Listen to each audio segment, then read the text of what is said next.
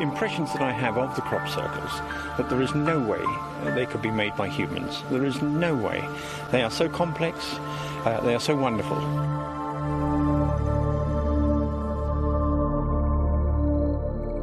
I think it brings people together from all over the world, and it's art in a wonderful way.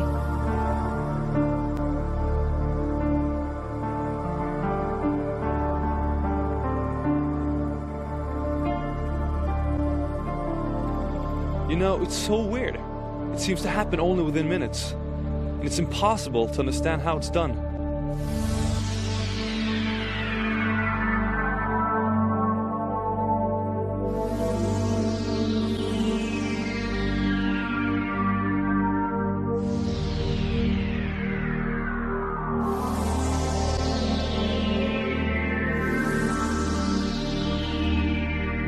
Every summer, hundreds of these strange patterns appear in fields all over the world. What on earth are they? Who has created them? Why do they do it, and what is their meaning? It happens in wheat, barley, oats, rye, rape. It happens in sand and even in snow and ice during the winter. It happens where the landscape can be used as a huge canvas.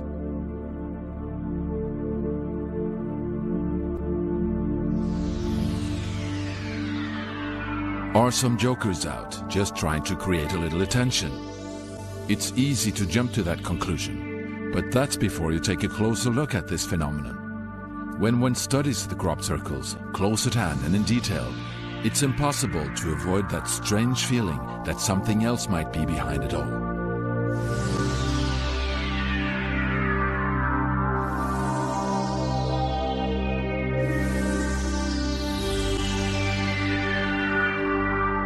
It's impressive to see how the crop has been laid flat. Firstly, the edges have been clean cut, no trampling or bending. It's as though the crop has been combed with a huge comb.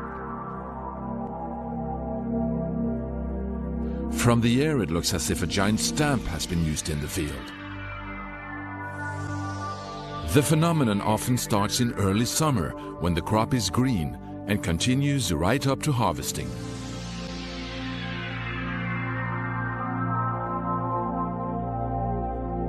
It normally happens during the night, but sometimes in the middle of the day. In a surprisingly way, the crop has been flattened with great precision.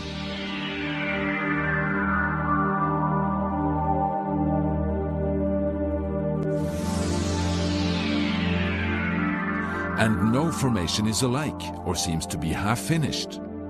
The complexity varies, but even so, the beauty in the symbols and the overwhelming geometry is really astounding.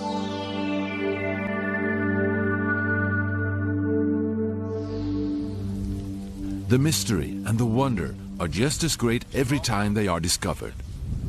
And the enormous size of many of these patterns makes the whole phenomenon even more incomprehensible.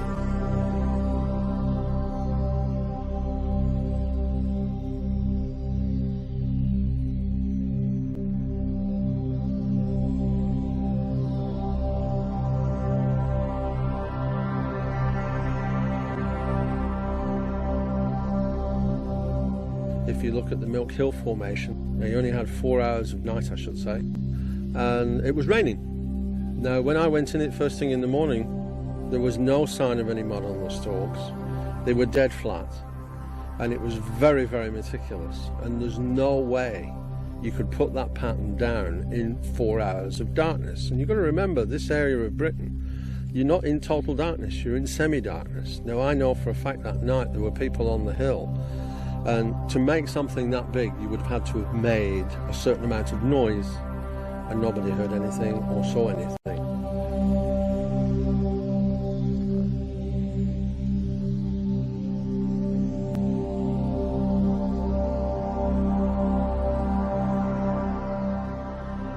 Who are putting down these patterns?